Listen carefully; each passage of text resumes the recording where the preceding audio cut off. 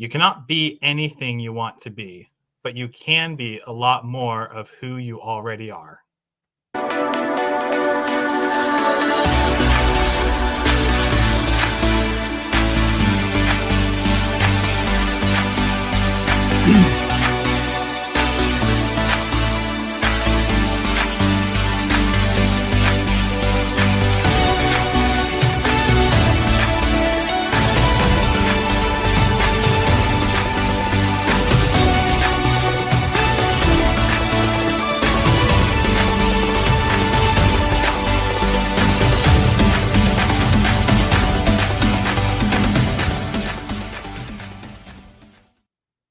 Welcome, champions, to another episode of Champion Reads, where we delve into the best books, not only to talk about the best books and the best authors out there, but to show how they apply to our lives and how we can take those principles and improve our lives, our business, our happiness, and the world in general.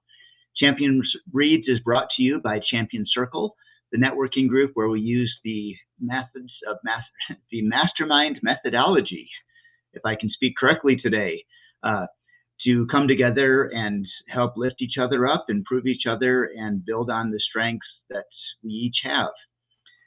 We're brought to you today with our founder of Champion Circle, Mr. John Kovacs Jr., global mastermind leader and all-around great guy. Also our co-producer, Mr. William Blake, dyslexic achievement coach and all-around really great guy. Not to make a comparison there. And I am Ian Sturmer. I'm an author, coach, and entrepreneur.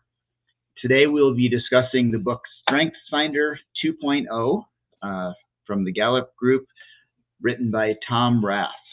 StrengthsFinder 2.0, to give a real quick overview, really kind of goes through how all of us have different strengths. There's a huge list in here of the strengths that people have, and he talks about how each of those can apply to your work and your job and how each of those fit together. What it really does is teach us that there's no one strength that everyone has to have for a job. But by recognizing our own strengths and recognizing the strengths in our coworkers and how we can work together in a cooperative way to build on each other's strengths, helps move everyone forward. And perhaps a most important part of that is it brings some satisfaction to our lives. He starts out at the beginning of the book talking about a survey of about 10 million people that Gallup surveyed about job satisfaction. And one of the questions was, do you feel that you can, at work, I have the opportunity to do what I do best every day. And most people disagreed with that. And the people who strongly disagreed with that did not have job satisfaction. They weren't happy with what they were doing. They felt they couldn't use their strengths in their job.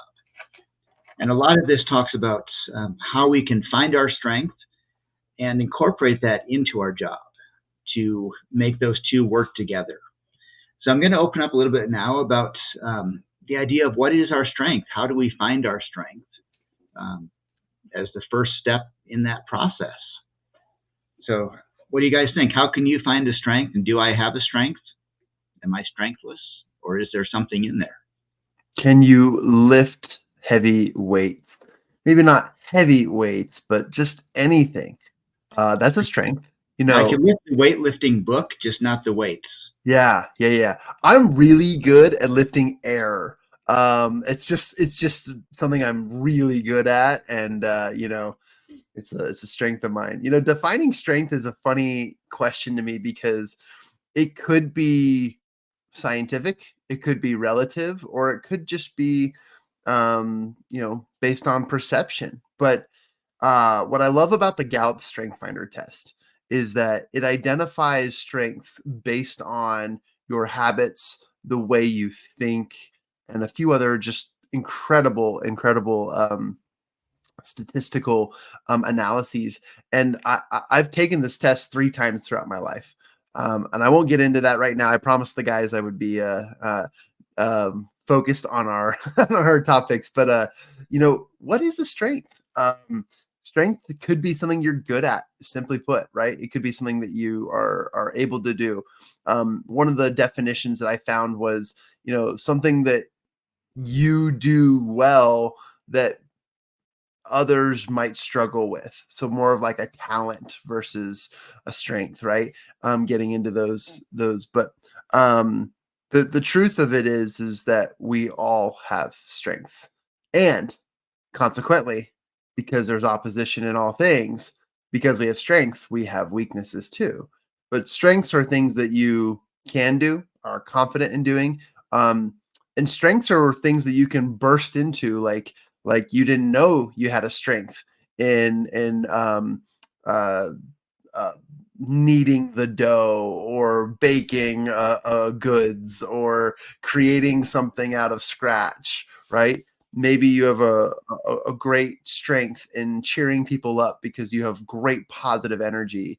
There are all kinds of things that we have strengths in. And yeah, I think my personal definition of it is just simplified, like stuff you're good at and stuff that people recognize in you. That's how I would put it. It's a good thing to keep it simple. Yeah, when I think of strength, I think of something that you're good at.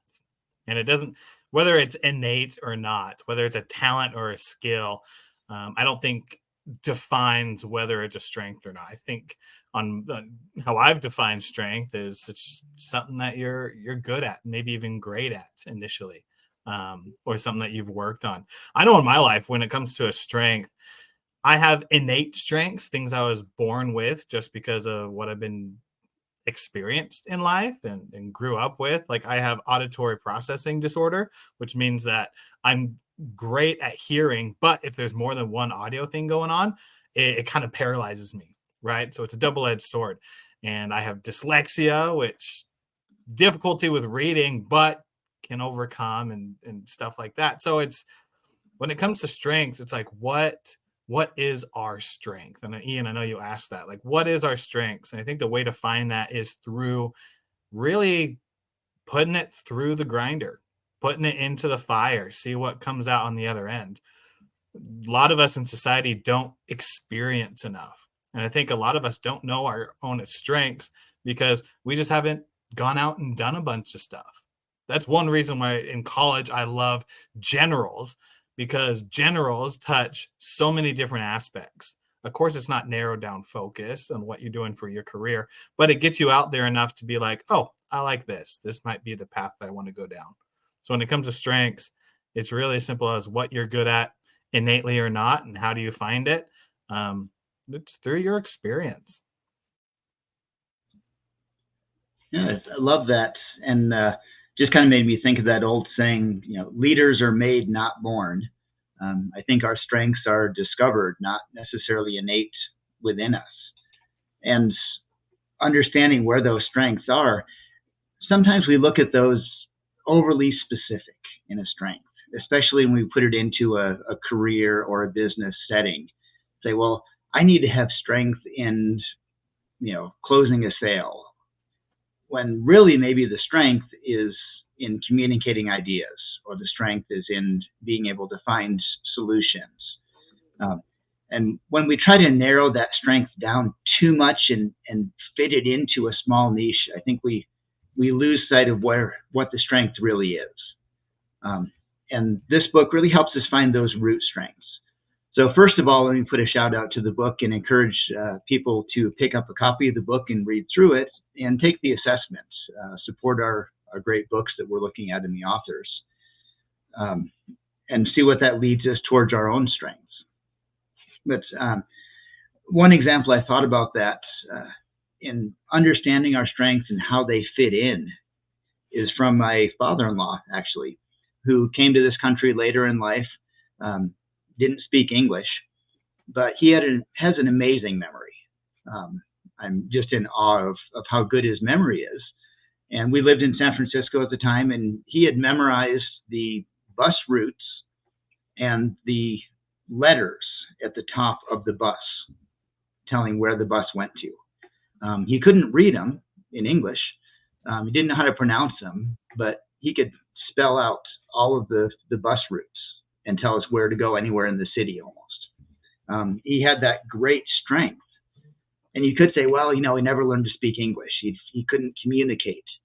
But he took his strength and was able to apply it to do better in his work.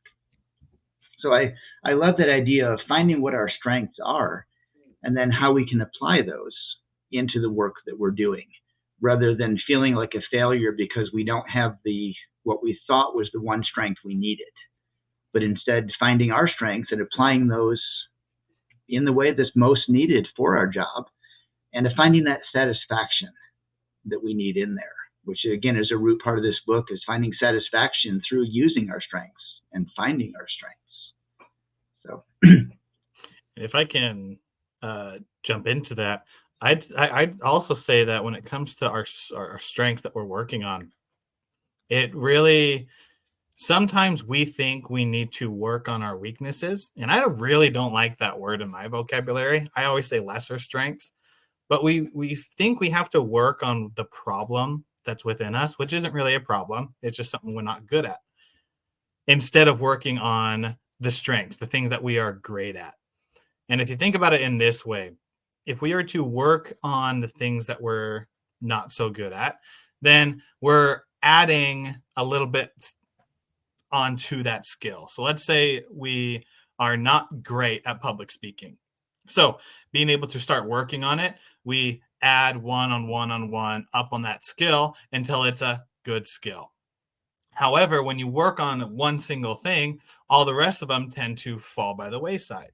So if you have a great skill, let's say in baking, that skill is going to diminish while you're trying to work on the addition of this skill. But there's a really cool concept that I've learned, is that when it comes to working on things that we are great at, that come from us and they're just kind of naturally easy for us to do. For that example, if we were to focus on the baking, since that's our great skill, and just double down, then it's not an addition to the skill, it's multiplication. And when we're able to focus on that skill, we're able to multiply and thrive in that. And even though we might still work on public speaking just so it doesn't affect us negatively in the workplace, we focus on that main skill and double down on it so that we get 2, 3, 4 times the results. So I've always seen that when we work on our weaknesses, and as I've worked on my weaknesses, it's more of addition. But when I focus more on those things, those strengths that I'm great at, it multiplies instead of just adds.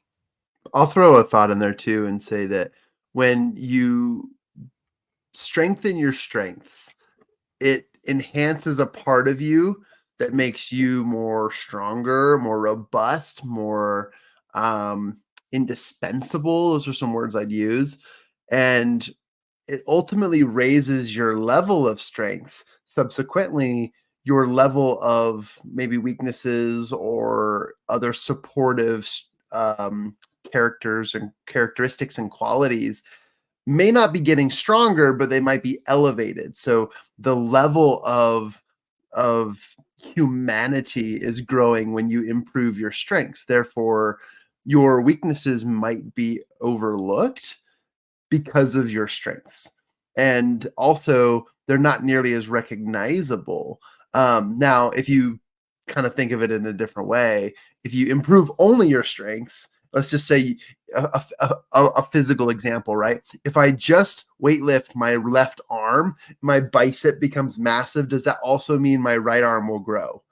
No. Your left arm's only going to grow. You've all seen this with people who break a bone or an arm or a leg, and they're in a cast or they're in a boot for a while. Their left leg still has the strength, but their right leg, it's minimized. It's lost some muscle mass. So growing your strengths doesn't mean you're subsequently growing your weaknesses, but it does enhance your ability as a human to perform your duties. And sometimes people won't even recognize some of your weaknesses. Now, when it comes to businesses, companies, and corporations, there's always a quarterly or an annual review, right? And people want to, your managers, your supervisors want to look at your strengths and they want to look at your weaknesses. And that's usually a place where they'll tell you where to improve so that you can adjust. And people go about this the wrong way, I think. So this is just an opinion speaking from the world of John. But when you go about this by thinking, what do I need to improve? AKA, what are my weaknesses? Some of the things that people say, hey, I think you need to improve this. Well, if you already know how to do this, it might be considered a strength, just not as strong as it could be. And you could look at it as, okay, well, I will improve my strength, because improving my strengths is what's going to give me a leg up, no pun intended, in this industry or in this job or in this work. And so a lot of this has a lot to do with mindset as well, which we've talked thoroughly about in this podcast. And so I just wanted to throw it out there, guys, that it is about perspective. It is about belief and mindset. But at the same time, too, physically, it makes sense. If you lift one, if you exercise one muscle, all the other muscles won't grow. But you will strengthen that area to give you an over-enhanced version of yourself that would allow you to either rely on that strength more or to give that strength more credibility as it pulls the weaknesses along with it. So just an idea for your visual liking. Yeah, I love that. And as we were talking, it kind of made me think of the idea that sometimes we have a problem that holds us back. And certainly we need to work on that problem to avoid it slowing us down and preventing us from doing something. But once we fix those major problems, then we can become good. But if we want to become great, we have to work on our strengths and make those even better.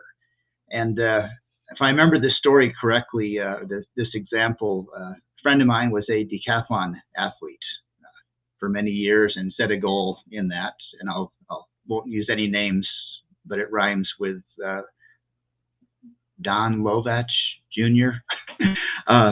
But John shared this example when he was working to be an Olympic decathlon runner or decathlon athlete, that you don't necessarily focus on your weakest event, but you focus on your strongest event to make that even better. And that's how you become great, is finding that strength and focusing on that strength. Because a lot of times our strength is where we can have the most improvement. That's where we have some innate ability. That's where we have a desire for it. That's where we have a motivation. It's what we like doing, generally, is where our strength is.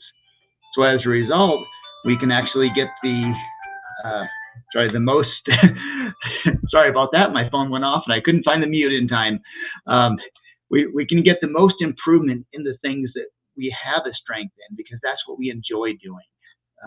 So focusing on that strength is actually a way that we can become better, faster, and become great. One of Ian's strengths is picking really manly ringtones for his phone.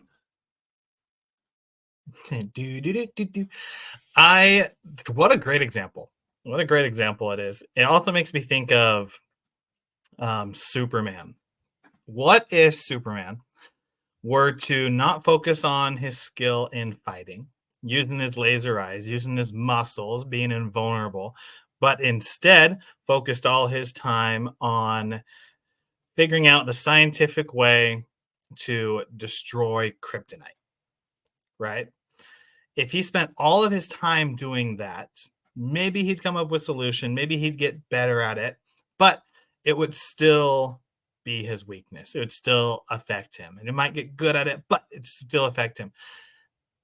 On the other side, all those strengths of his skills in fighting, of him being Superman, would have lessened. And I think, would Superman be Superman if he did not focus on his strengths?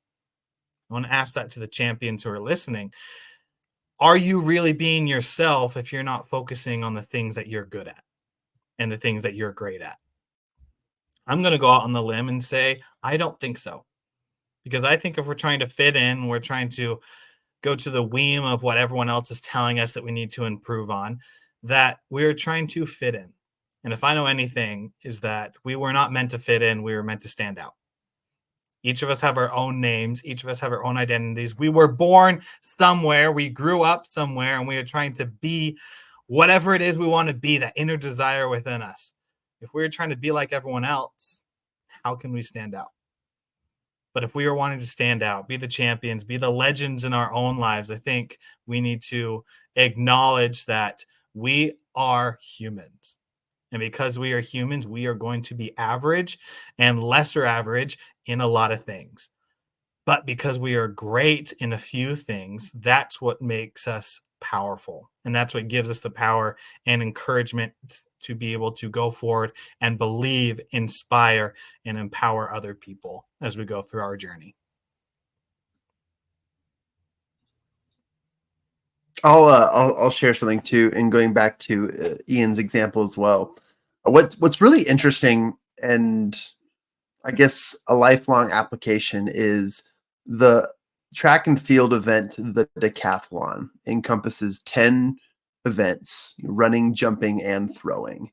And one of the reasons why I was taught, don't work on your weak events, work on your strong events, was because the scale of productivity in your best events was the better way to enhance your score.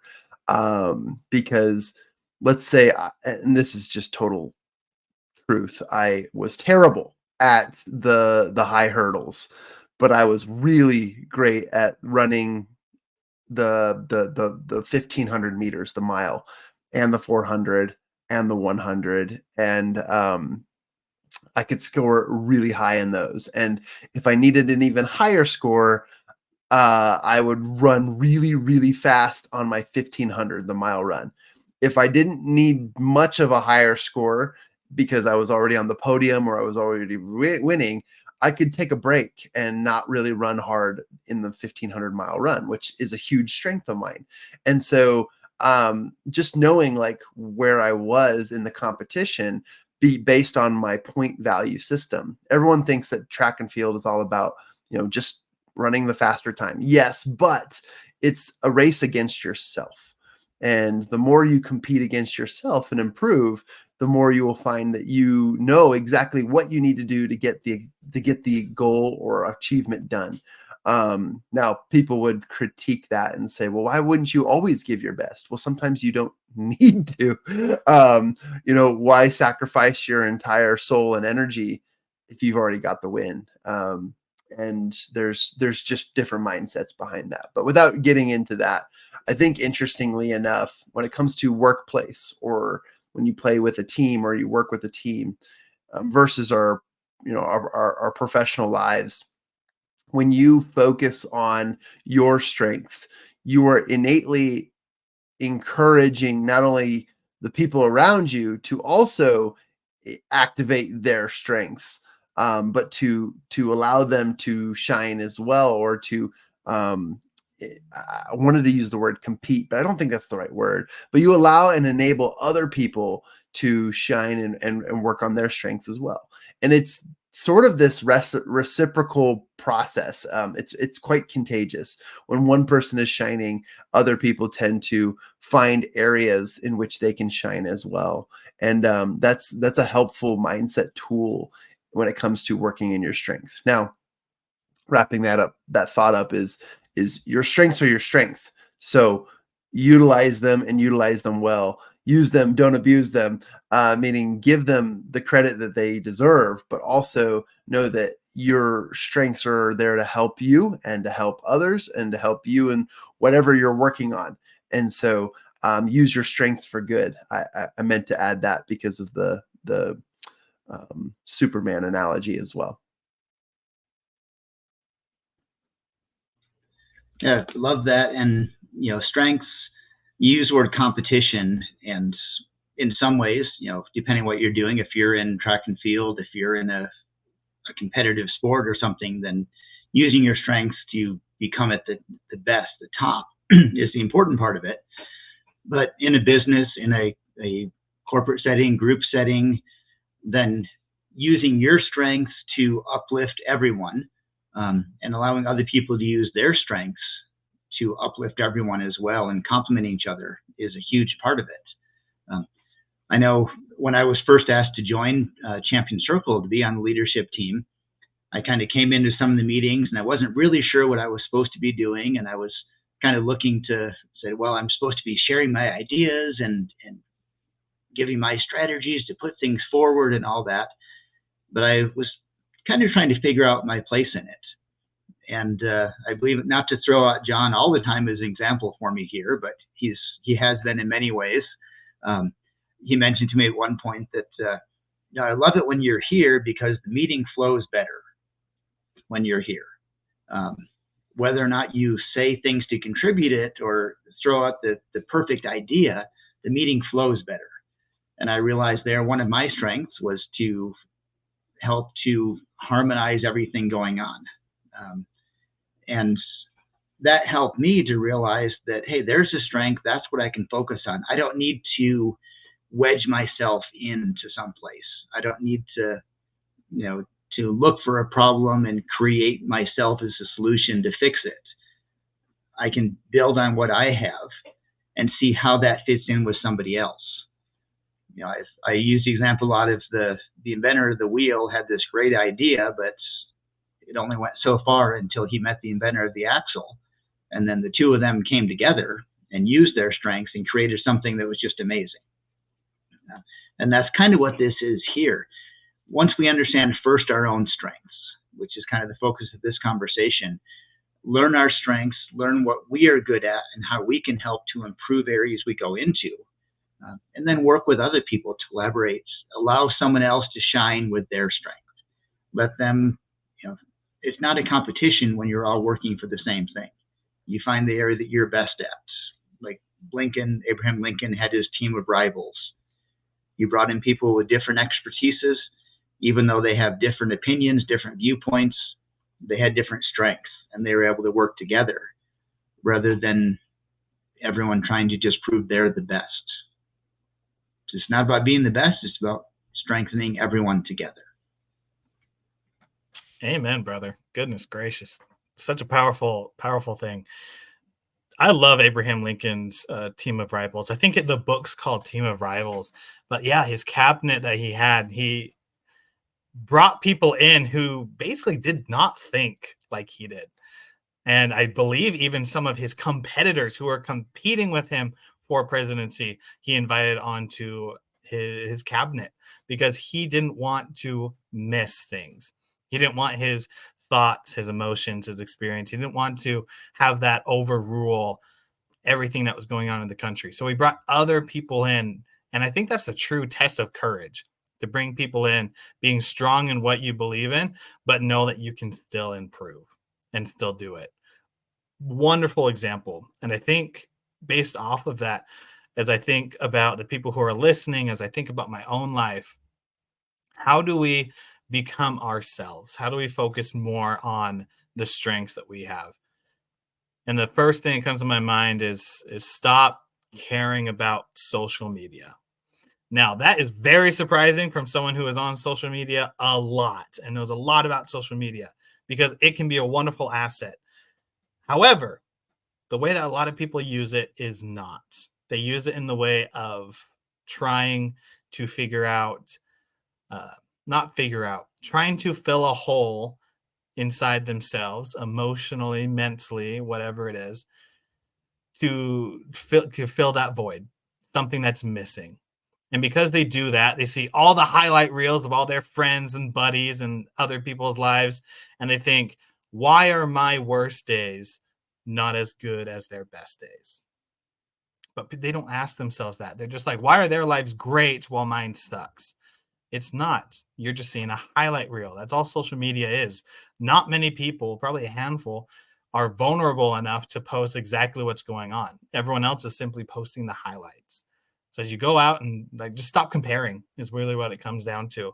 If you want to focus on your strengths, if you want to be one of the greats, don't give a crap what other people think, because it's in you about what you're supposed to do.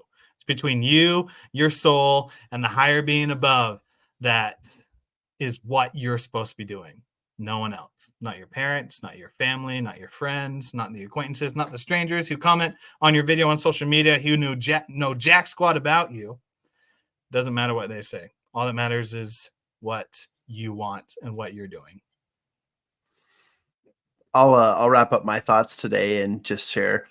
We just finished reading a book called Mindset by Dr. Carol S. Dweck, and she shared an example that after Michael Jordan came back to the NBA after his debut in the National Baseball League, right? The NLB, National League. I don't know how to say it. Anyways, that he kind of meandered his way back onto the Chicago Bulls, and they lost in one of the rounds of the playoffs, did not go to the championship round.